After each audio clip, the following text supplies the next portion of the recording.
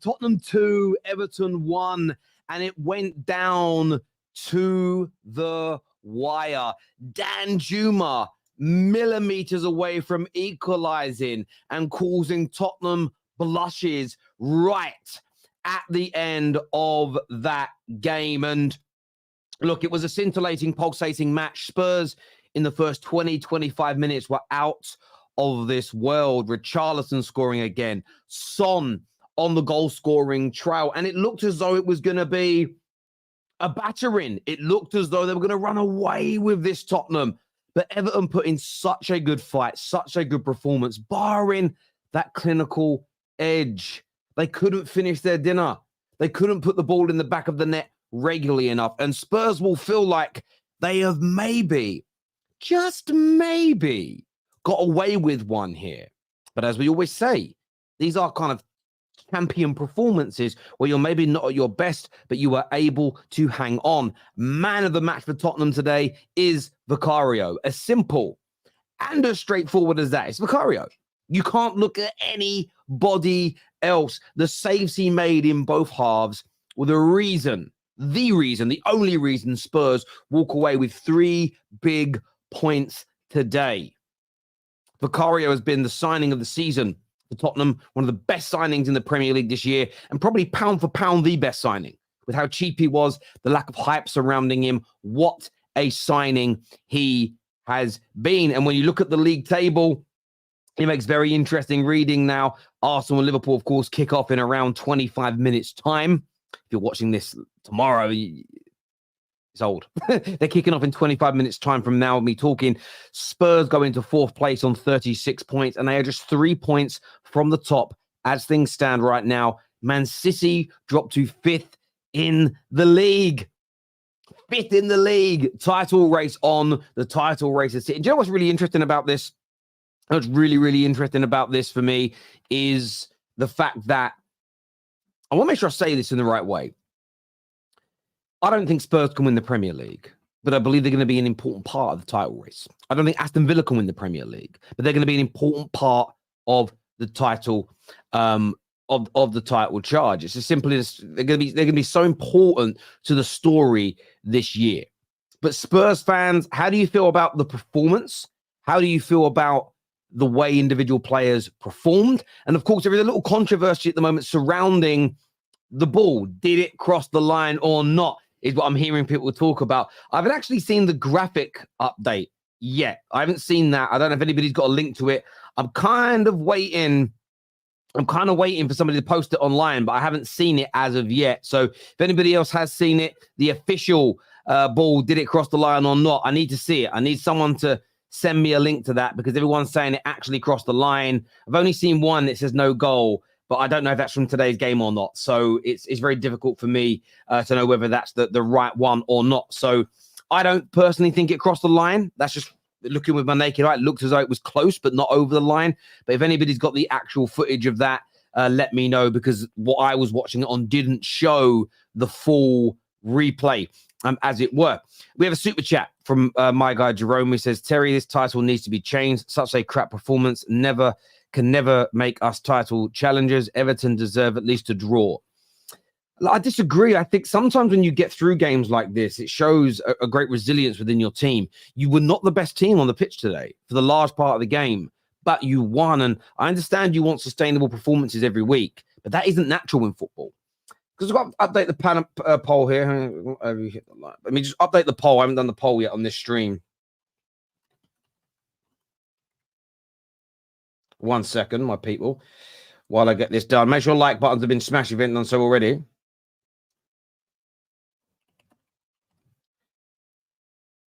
There we go. But yeah, look, I understand you don't think it was the best performance, Jerome.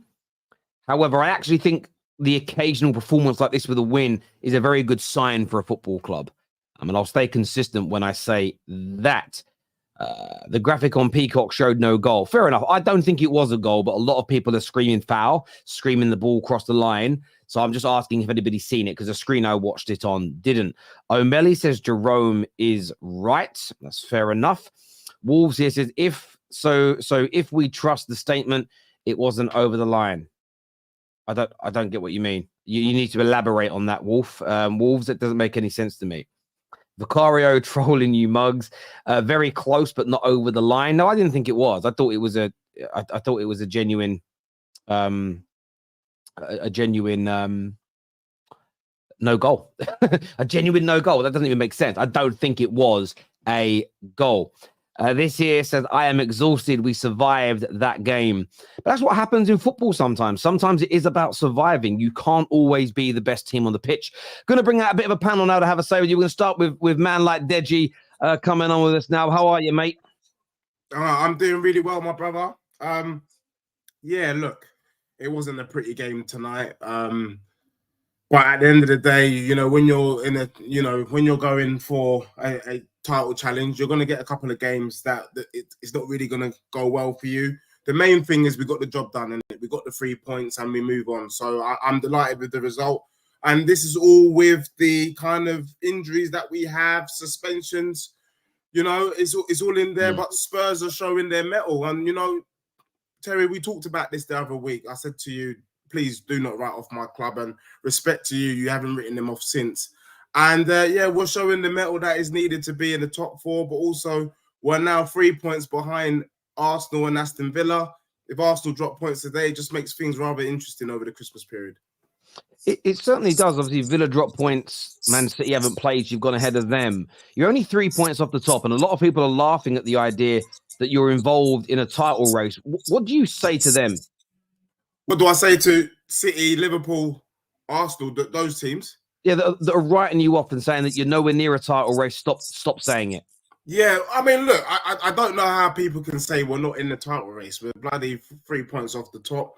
I know what people are looking at. People are looking at Tottenham of old. They're looking at our history and saying, look, Spurs are they're not gonna win the league. And I'm not saying that we're gonna win the league. What I am saying, though, we're definitely in the race. And if you're looking at the points table, given where we are, we need to be included. If you're going to say that Man City can still win the league, who are below us at the moment, then you've got to include my club. You've got to include my club, Tottenham Hotspur. As for me, I think we're up there. I said it on another stream the other day. If we do drop off, it will probably be in the last 6 or 7 games. But at the moment, count Spurs in, and the Spurs go marching on. Thank you very much. I hear you there. Reese is with us as well today. What did you make of the performance from Tottenham today? It was shaky, to be honest. I didn't really like it. I think in the world, we must be the best team in the first 30 minutes. Like, no one can touch us. Then after all that gas runs out, it just turns into a mess. And especially, you know, after the first 30 minutes in this game, couldn't in front of goal really bad. And we were lucky today, like how bad they were in front of goal, to be honest. Otherwise, we could have been, you know, 4-5-2 down. If it was a better team, they would have took their chances, to be fair. But I could flip that and say if Ollie Skip had a functioning brain, we could have been 5-1 up.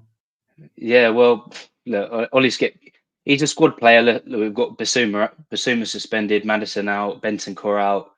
Højbjerg maybe could have started, but I don't know. Like, this is what's going to happen when we've got all these players out. Yeah. Does anybody know about Romero? Sorry, go on, Dan. Does anybody know about Romero? Because Romero seems to be injured as well. Yeah, it looks like he had ice on his hamstring as far as like, you know, you can see on the TV screen. So we'll see what happens with that.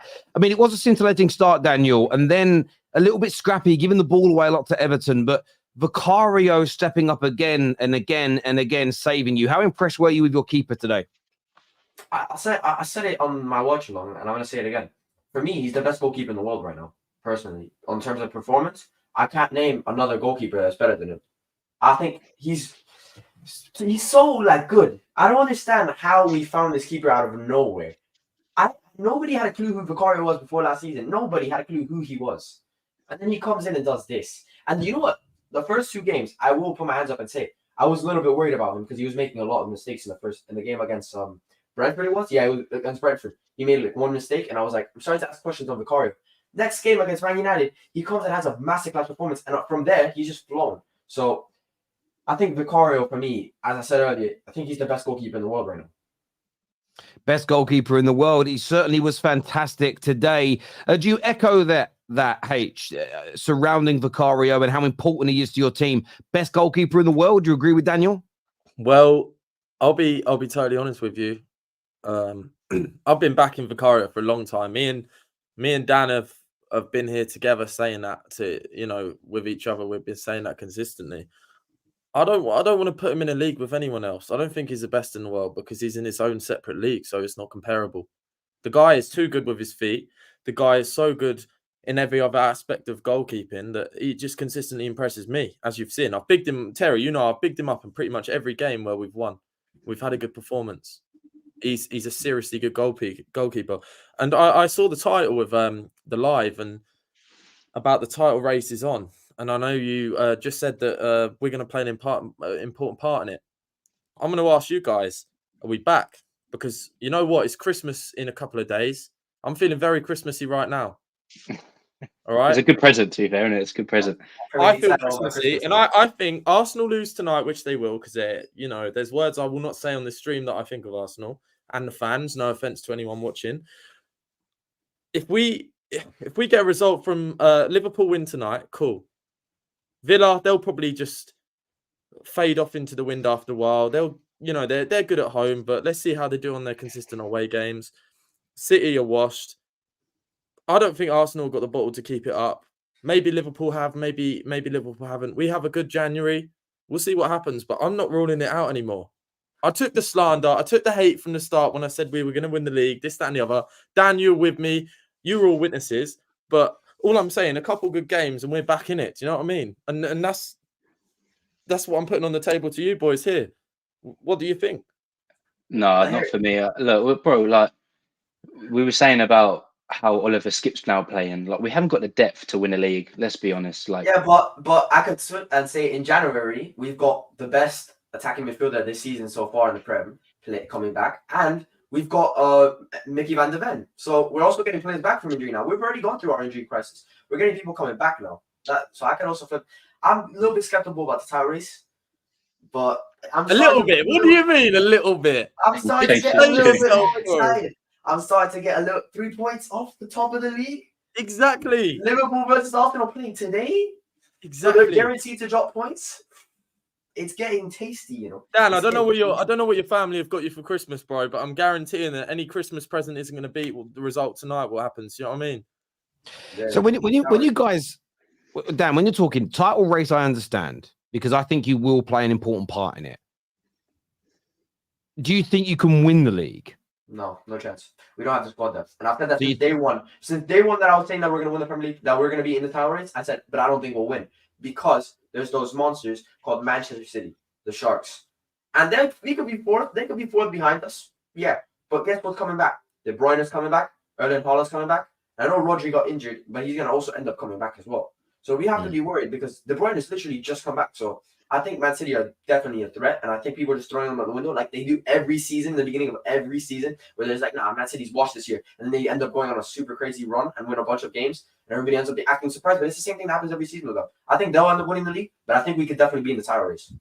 Reece, you disagree. You don't think he'll be in the title race. Why is that, my friend? I just think, for me, like the top 5 teams, obviously, Villa, Arsenal, Liverpool, and City, and us. I just think we're the only team that don't have as good depth, if I'm honest. You look at City, like they've got unbelievable depth.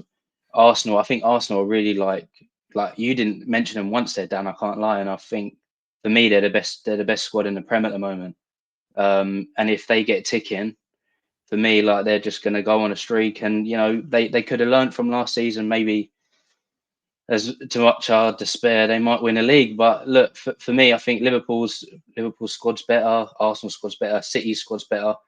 Look, we've got these great players like Maddison, Van der Ven, Romero, but we, like maybe in January we could get some more players, but we've not really seen it from Levy in the past. So I'm not holding my breath. I don't know about you boys. Reece, I'll yeah. ask you this, bro. Yeah, So you say potentially you think Arsenal are going to win the league, yeah?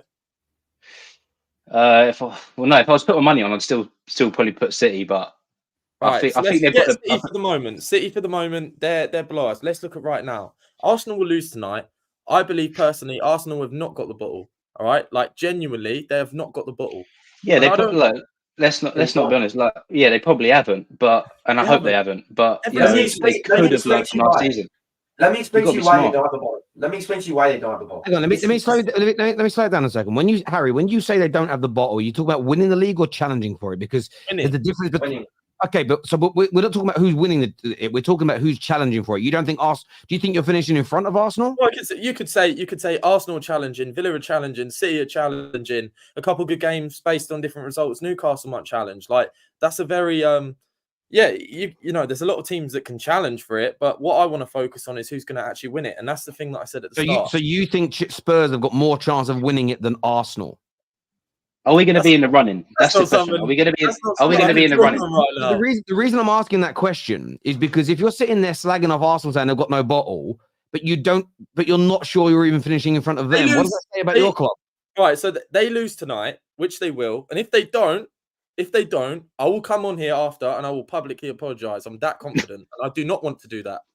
But yeah, I don't think you understand the point I'm making, Harry. You're sitting here saying Arsenal are going to bottle this. But then at the same time, you're saying you don't know if you can win it either.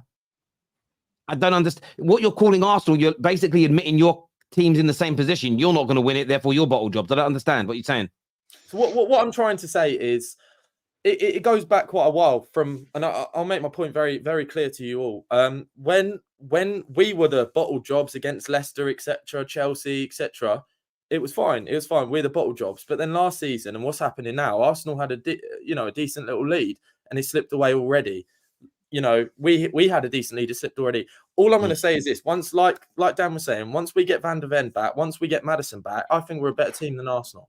And so you believe you'll finish in front of them? We've got more of a chance of winning the league this season than Arsenal if Arsenal lose tonight. If they don't, cool, whatever.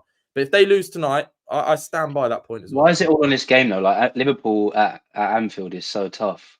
I know. So why is it all on this game? Because then there's that more 3-point lead for Liverpool to go forward as well, in opposed to the 3-point they've got above Arsenal from playing each other.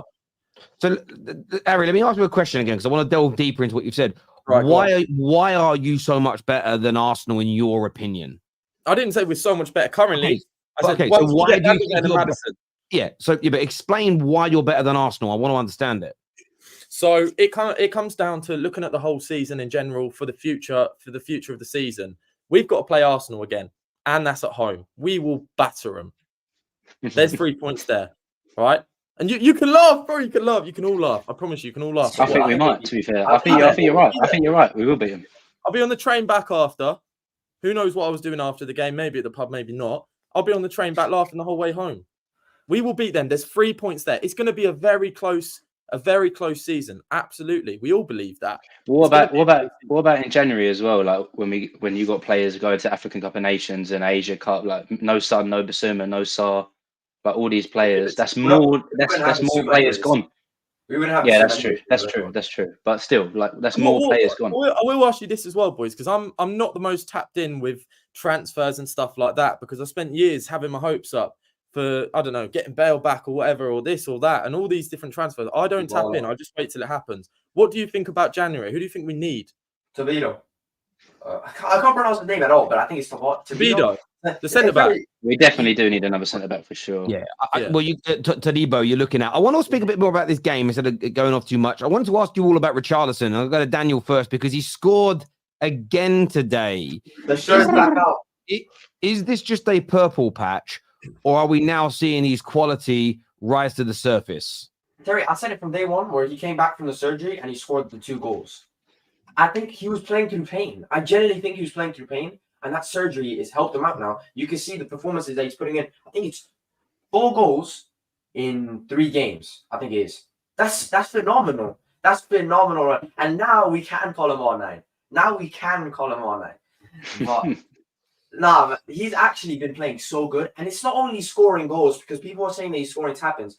Like his build-up play, dribbling has been good today. His passing was good. Like I honestly think that the fans that were saying that Dane Scarlett should be starting ahead of him, fans were saying that he needs to be sold to Saudi this January. That's ludicrous. They need to come out and give an apology. They need to come out and give an apology because this is the man that we spent 60 million on, and this is the player here today that scored 4 goals in the last 3 games. That is Richarlison right there. That's the Richarlison that I knew we signed. That's the Richarlison that I support, and that's the Richarlison that is my number 9. And Dan, that's what I was saying as well. One second, my friend. 1 second, Alan. From your point of view, which is on the Richarlison subject, it's quite a number of goals now. Do you think this is a purple patch, or like Daniel says, you're seeing the real Richarlison, aka Tottenham's R9? It's not Tottenham's R9. Seriously, look, it can only be described as a purple patch because that's what it is at the moment. I mean, you look at 18 months he's been here. And this is literally the best vein of form he's been in. So it can't be anything other than a purple patch. I just can't understand why Spurs fans are just a bit of goodness. And we're like running away with just today's performance was anything but good. We were lucky to get the win and we got the win. Let's just take it to the next game. We've got more problems occurring than obviously we're solving at the moment. Romero probably out. People going away for the Asia Cup and AFCON and all that. You've got that back line that's all over the place.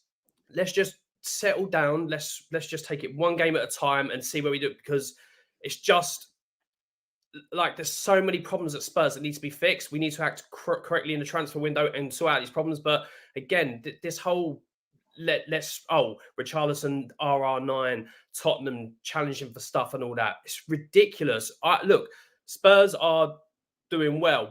Look where we are in the table compared to where people thought we were going to be after losing Harry Kane. We're doing well, but we just can't keep. As soon as something goes right, that's fine. Look, in hindsight, that's fair enough. We got the win. Everton finished their chances today. We get stuff 4 or 5-2 at home, and then Spurs fans are in here going, "Oh, well, we did this wrong, or injuries, or that and that." So we've got to keep it balanced, and it's just it frustrates me that Spurs fans look. You can get excited about how we're doing in the league, fine. But just to say we're challenging or we're doing this or we're doing that, just one game at a time. It's for me, it's ridiculous. I mean, you can say the ifs, but if, as I said earlier, if Oliver Skip would have made the right decision on the 4 chances he had, we would have won like 5-1. So the ifs don't really matter.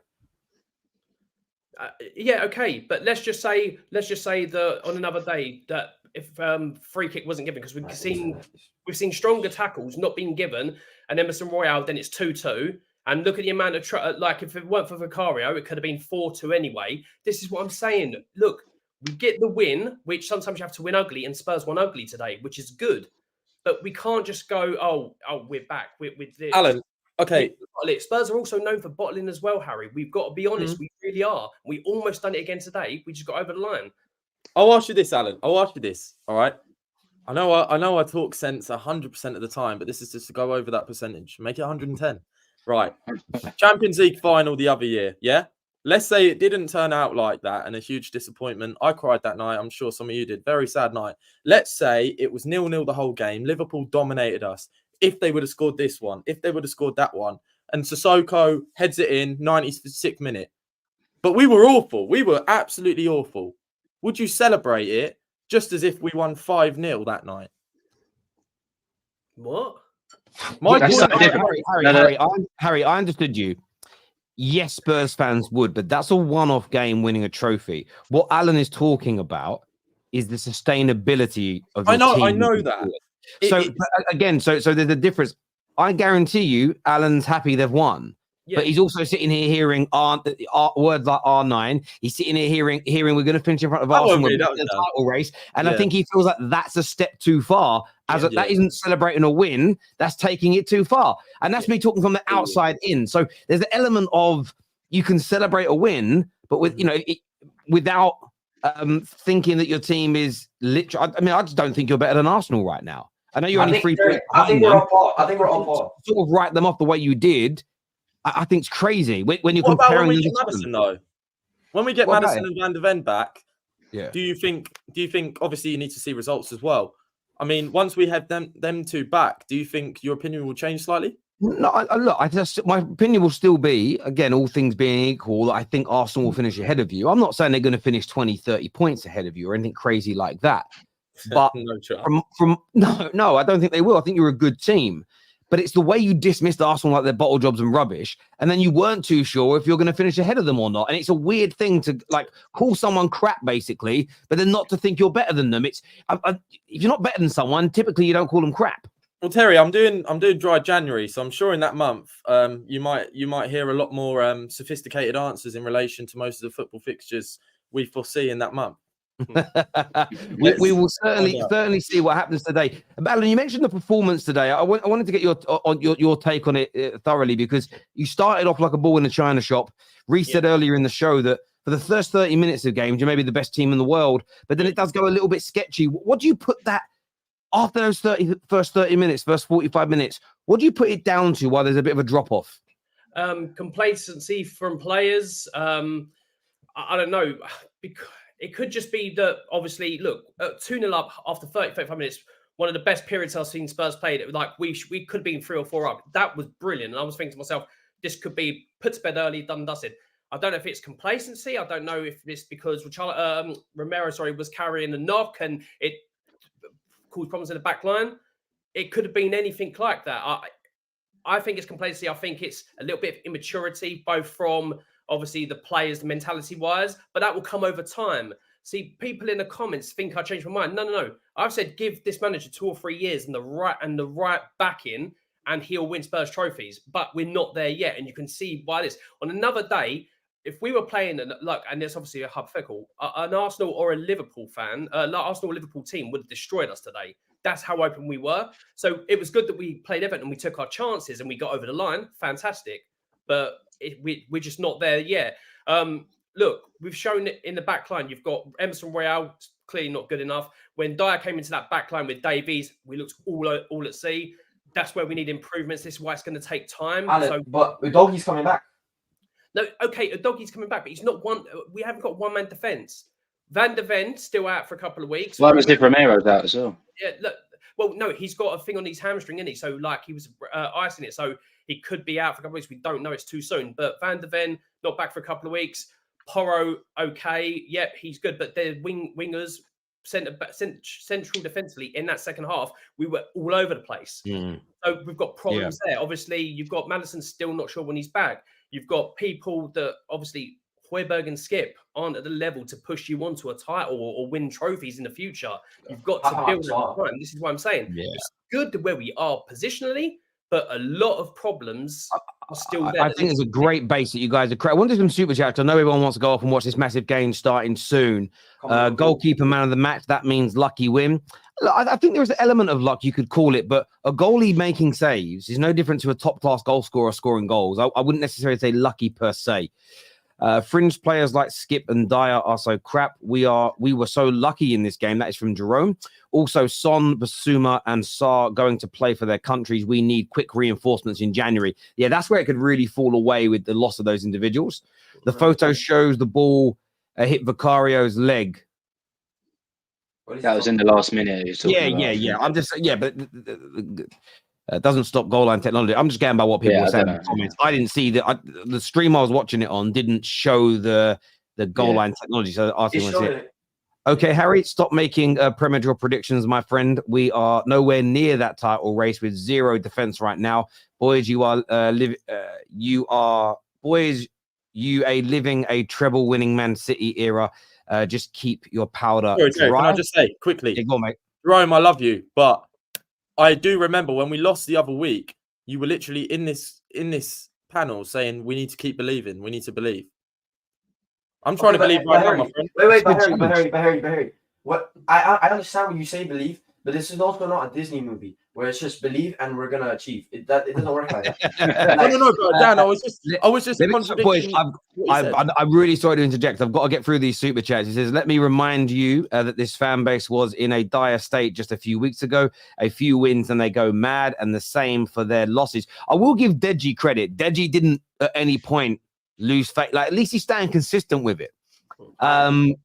Jerome here says, Harry, what you just said is nonsense. We are not better than Arsenal. Even if they lose today, that does not mean anything for the league. And Alan, put some sense in them, please, is what Jerome says. And my brother here, Cal, says, didn't watch, so can't comment on anything. Going off others, we fell off after the second goal and allowed them to come back into it. Shame, but take the results. Yeah. I agree. Look, boys, we will be talking again after the Arsenal-Liverpool game. I'm sure we all want to go and watch that.